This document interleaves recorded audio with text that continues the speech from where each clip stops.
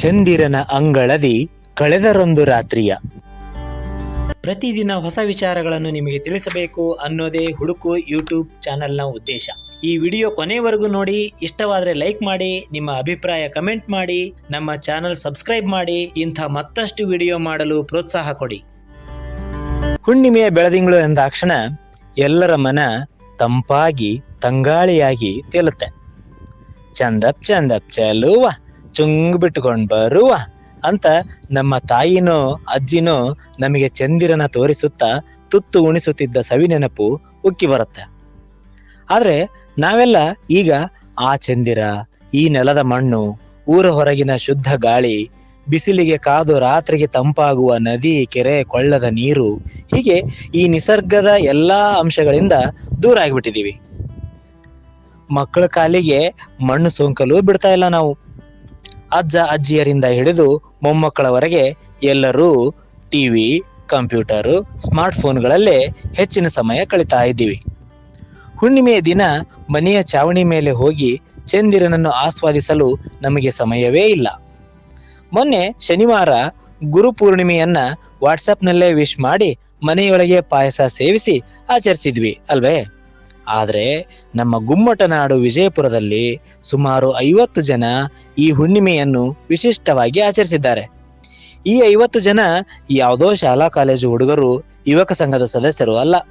ಈ ತಂಡದಲ್ಲಿ ವೈದ್ಯರು, ಎಂಜಿನಿಯರ್ಗಳು, ವಿಜ್ಞಾನಿಗಳು, ಉಪನ್ಯಾಸಕರು, ಹೀಗೆ ವಿವಿಧ ವೃತ್ತಿಯವರು ಸೇರಿದ್ರು. ಈ ಪರಿಸರ ಸ್ನೇಹಿ ಶಿಬಿರ ಅಥವಾ ಎಕೋ ಕ್ಯಾಂಪ್ನ ರೂವಾರಿ ವಿಜಯಪುರದ BLDE ಸಂಸ್ಥೆಯ PRO ಹಾಗೂ ಹವ್ಯಾಸಿ ಸೈಕ್ಲಿಸ್ಟ್ ಡಾಕ್ಟರ್ ಮಹಾಂತೇಶ್ ಬಿರಾದಾರ್. ಈ ಐಡಿಯಾ ಹೆಂಗ್ ಬಂತು ಅವರಿಂದಲೇ ಕೇಳೋಣವಾ? ವಿಜಯಪುರದಲ್ಲಿ ಈಗ ಕಳೆದ 4-5 ವರ್ಷಗಳಿಂದ ಈ ಎಲ್ಲಾ ಜಿಲ್ಲೆಯಲ್ಲಿ ನೀರಾವರಿ ಇವತ್ತು ಹೆಚ್ಚಾಗಿದೆ, ಅಂತರ್ಜಲ ಮಟ್ಟ ಹೆಚ್ಚಾಗಿದೆ, ಕೆರೆ ಹಳ್ಳ ಕೊಳ್ಳಗಳು ಈ UKP ಸ್ಟೇಜ್ 3 ಏನು ಸರ್ಕಾರದ ಕೆಲಸ ಇತ್ತು ಅದರ ಪೂರ್ಣಗೊಳಿಸಿಕೊಂಡಿರೋದ್ರಿಂದ ಎಲ್ಲ ನೀರು ತುಂಬಿಕೊಂಡಿದೆ. ಈ ನೀರು ತುಂಬಿಕೊಂಡ್ಮೇಲೆ ಆಟೋಮೆಟಿಕ್ ಆಗಿ ಕೆರೆ ಸುತ್ತಮುತ್ತ ಜೀವ ವೈವಿಧ್ಯತೆ ಒಂದು ಎಕೋಸಿಸ್ಟಮ್ ಡೆವಲಪ್ ಆಗಿದೆ. ಇದನ್ನ ನಮ್ಮ ಚಂದ್ರು ಬಿರಾದಾರ್ ಅಂತ ಹೇಳಿ ಡವಳಗಿಯವರು ಮುದ್ದೇಬಿಹಾಳ ತಾಲೂಕು, ಅವರು ಸ್ಪೇಸ್ ಇಂಜಿನಿಯರು ಮತ್ತು agro forestry is A graduate ಮತ್ತು ಅದರ ಸೈಂಟಿಸ್ಟ್. ಅವರು ಇದನ್ನ ಎಕಲಾಜಿಕಲ್ ಚೇಂಜಸ್ ಬಿಜಾಪುರದ್ದು ಏನಿದೆ ಅಂತ ಹೇಳಿ 3-4 ವರ್ಷ ಮತ್ತು ಈಗ ನಂತರದಲ್ಲಿ ಏನೇನು ಬದಲಾವಣೆಗಳಾಗ್ಯಾವ ಅಂತ ಹೇಳಿ ಅವರೆಲ್ಲ ಸ್ಟಡಿ ಮಾಡ್ಕೊಂಡು ಲಾಸ್ಟ್ ಸಂಡೇ ಅವರು ಬಂದು ಒಂದು ನಮಗೆಲ್ಲ ಅದ್ರ ಬಗ್ಗೆ ಒಂದು ಡಿಸ್ಕಷನ್ ಅನ್ನ ಮಾನ್ಯ ನಮ್ಮ ಮಾಜಿ ಸಚಿವರಾದಂತ MB ಪಾಟೀಲ್ ಮನೆಯಲ್ಲಿ ಉಪಹಾರ ಕೂಟವನ್ನು ಏರ್ಪಾಡು ಮಾಡಿ ಅಲ್ಲಿ ಇದನ್ನ ಇಟ್ಕೊಂಡಿದ್ದೀವಿ ನಾವು. ಆ ಡಿಸ್ಕಷನ್ ಆದಂತ ಸಂದರ್ಭದೊಳಗ ನಾವು ಇಷ್ಟೆಲ್ಲ ಪ್ರಕೃತಿ ರಕ್ಷಣೆಗೆ ಮುಂದಿನ ಯುವ ಪೀಳಿಗೆ ಮುಂದಾಗಬೇಕು, ಬಟ್ ಅವರೆಲ್ಲ ಅಲ್ಲಿ ಬರಬೇಕಂದ್ರೆ ನಾವು ಅವ್ರಿಗೆ ಒಂದು ರೀತಿಯಾದಂತಹ ವಿಶೇಷ ಕಾರ್ಯಕ್ರಮಗಳನ್ನು ರೂಪಿಸಬೇಕು ಅಂತ ಹೇಳಿ ಪ್ಲಾನ್ ಮಾಡ್ಕೊಂಡಾಗ ಕ್ಯಾಂಪಿಂಗ್ ಕಲ್ಚರ್ ಅಂತಕ್ಕಂಥದ್ದು ಅಮೆರಿಕ, ಯುರೋಪ್ದಾಗ ಐತಿ, ಇಂಡಿಯಾದಾಗ ಅದು ಅಷ್ಟಿಲ್ಲ. ಈ ಕ್ಯಾಂಪ್ ಗಳನ್ನ ಹೋಗಿ ನಾವು ಪ್ರಕೃತಿ ಮಧ್ಯದಲ್ಲಿ ಹಾಕಿ ಅಲ್ಲೇ ಒಂದಿನ ಉಳ್ಕೊಂಡು ಅಲ್ಲಿನ ಪರಿಸರವನ್ನ ನಾವು ಸೂಕ್ಷ್ಮವಾಗಿ ಗಮನಿಸ್ಲಿಕ್ಕೆ ಅನುಕೂಲ ಆಗ್ತದೆ ಅಂತ ಹೇಳಿ ಪ್ಲಾನ್ ಮಾಡ್ಕೊಂಡ್ವಿ. ಆ ಪ್ರಕಾರ ಒಂದು ವಾರದಲ್ಲೇನೆ ಗುರು ಪೂರ್ಣಿಮೆ ಇತ್ತು ಮತ್ತು 4th ಸ್ಯಾಟರ್ಡೆ ಸಂಡೇ ಇರೋ ಕಾರಣಕ್ಕ ಮೊನ್ನೆ ಶನಿವಾರ ಸಂಜೆಯಿಂದ ರವಿವಾರ ಮಧ್ಯಾಹ್ನದವರೆಗೂ ಗುರು ಪೂರ್ಣಿಮೆಯ ದಿನ ರಾತ್ರಿ ಪೂರ್ಣ ಚಂದ್ರ ಇರ್ತಾನ. ಆ ಸಂದರ್ಭದಲ್ಲಿ ನಾವು ಇನ್ವೈಟ್ ಮಾಡಿದ್ವು. ಬಿಜಾಪುರದಾಗ ಯಾರ ಹತ್ರನು ಕ್ಯಾಂಪ್ ಕಲ್ಚರ್ ಗೊತ್ತಿಲ್ಲ ಮತ್ತು ಟೆಂಟ್ಗಳು ಇಲ್ಲ. ಎಲ್ಲೆಲ್ಲಿಂದನೂ ತರಿಸಿ ಸ್ನೇಹಿತರು ಎಷ್ಟು ಆಸಕ್ತಿಯಿಂದ ಭಾಗವಹಿಸಿದ್ರು ಅಂತಂದ್ರ ಸುಮಾರು 50 ಜನ ಕುಟುಂಬ ಸಮೇತರಾಗಿ ಮಕ್ಕಳನ್ನು ಕರ್ಕೊಂಡು ಬಂದು ಅಲ್ಲಿ ಇದ್ದುಕೊಂಡು ಸರಳ ಆಹಾರವನ್ನು ತೆಗೆದುಕೊಂಡು ಸುತ್ತಮುತ್ತಲಿನ ಪ್ರಕೃತಿ ಅಲ್ಲೇ ಈಜಾಟ ಓಡಾಟ ಎಲ್ಲ ಮಾಡ್ಕೊಂಡು ಸಮಯ ಕಳೆದ್ರು. ನಿನ್ನೆ ಪರಮ ಪೂಜ್ಯ ಸಿದ್ದೇಶ್ವರ ಸ್ವಾಮೀಜಿಯವರು ಅಲ್ಲಿ ಬಂದು ಇವೆಲ್ಲ ಚಟುವಟಿಕೆಗಳನ್ನ ಗಮನಿಸಿದ್ರು. ಬೇರೆ ಬೇರೆ ಹವ್ಯಾಸ ಇರತಕ್ಕಂಥವ್ರು, ಆಸಕ್ತಿ ಉಳ್ಳಂತವ್ರು ಬಂದಿದ್ರು. ರಮೇಶ್ ದೇಸಾಯಿ ಅಂತ ಹೇಳಿ ಪಕ್ಷಿಗಳ ಬಗ್ಗೆ ಫೋಟೋಗ್ರಫಿಯನ್ನು ಮಾಡ್ತಕ್ಕಂಥವ್ರು, ಅದನ್ನ ಬಗ್ಗೆ ಹೇಳ್ಕೊಟ್ರು. ನಮ್ ನಿರಂಜನ್ ಪಾಟೀಲ್ ಅಂತ ಹೇಳಿ ಪೊಲೀಸ್ ಅಧಿಕಾರಿ, ಅವರು ಸುಮಾರು ವೆಹಿಕಲ್ ಮೇಲೆ ವರ್ಡ್ ಆನ್ ವೀಲ್ಸ್ ಅಂತ ಹೇಳಿ ಅವರು ಸುಮಾರು ಒಂದು 20-30 ದೇಶಗಳನ್ನ ವೆಹಿಕಲ್ ತಗೊಂಡು ತಿರುಗಾಡ್ಕೊಂಡು ಬಂದಿದ್ದಾರೆ. ಅವರು ತಮ್ಮ ಅನುಭವಗಳನ್ನ ಹೇಳಿದ್ರು. ಅದೇ ರೀತಿ ಎಕಲಾಜಿಕಲ್ ಚೇಂಜಸ್ ಬಗ್ಗೆ ಚಂದ್ರು ಬಿರಾದಾರ್ ಅವರು ಹೇಳಿದ್ರು. ಬೇರೆ ಬೇರೆ ಜನ ಇದನ್ ಮಾಡಿದ್ರು. ಆಮೇಲೆ ಮೊನ್ನೆ ರಾತ್ರಿ MB ಪಾಟೀಲ್ರೊಂದಿಗೆ ಇವ್ರದೆಲ್ಲ ಏನೇನು ಜಿಲ್ಲೆಯಲ್ಲಿ ಬದಲಾವಣೆ ಆಗಿದೆ, ಯಾವ ರೀತಿ ಇದು ಕೋಟಿ ವೃಕ್ಷ ಅಭಿಯಾನ ಆರಂಭ ಆಯ್ತು ಅಂತಕ್ಕಂಥದ್ದು ಅವ್ರದ್ದು ಡಿಸ್ಕಷನ್ ಇತ್ತು. ಸೊ ಒಟ್ಟಾರೆ ಈ ಭಾಗದಲ್ಲಿ ಉತ್ತರ ಕರ್ನಾಟಕದಲ್ಲಿ ಇದೊಂದು ಪ್ರಥಮ ಪ್ರಯತ್ನ. ಇಂಥ ಕ್ಯಾಂಪ್ಗಳು ಮುಗಿದ ನಂತರ ಆ ಜಾಗದಲ್ಲಿ ಕಸದ ರಾಶಿಯೇ ಬಿದ್ದಿರುತ್ತೆ. ಆದರೆ ಇಲ್ಲಿ ಹಾಗಾಗಿಲ್ಲ. ಸಾಧ್ಯವಾದಷ್ಟು ಪರಿಸರಕ್ಕೆ ಹತ್ತಿರವಾಗಿ ಬದುಕಬೇಕು ಎನ್ನುವ ಸದುದ್ದೇಶದಿಂದಲೇ ಬಂದಿದ್ದ 10 ವರ್ಷದ ಮಕ್ಕಳಿಂದ ಹಿಡಿದು 60 ವರ್ಷದ ಹಿರಿಯರೂ ಇದ್ದ ಈ ಶಿಬಿರಾರ್ಥಿಗಳು ಒಂದು ಕಸದ ಕಡ್ಡಿಯನ್ನೂ ಅಲ್ಲಿ ಬೀಳಿಸಿಲ್ಲ. ಬಾಳೆಹಣ್ಣಿನ ಸಿಪ್ಪೆ, ಕ್ಯಾರಿ ಬ್ಯಾಗ್ ಏನೇ ಇದ್ರೂ ಅಲ್ಲಿ ಎಸೆಯದೆ ನಮ್ಮ ಬ್ಯಾಗ್ನಲ್ಲೇ ಇಟ್ಕೊಂಡು ಮನೆಗೆ ವಾಪಸ್ ಬಂದ ನಂತರ ಕಸದ ಬುಟ್ಟಿಗೆ ಹಾಕಿದೀವಿ ಅಂತಾರೆ ಮಕ್ಕಳ ವೈದ್ಯ ಡಾಕ್ಟರ್ ಸಂತೋಷ್ ಬಗ್ಲಿ. ನಮ್ಮ ವಿಜಯಪುರದ ಕಡೆ ಹೀಗೆ ಕ್ಯಾಂಪ್ ಹಾಕುವ ಅಭ್ಯಾಸವೇ ಬೆಳೆದಿಲ್ಲ.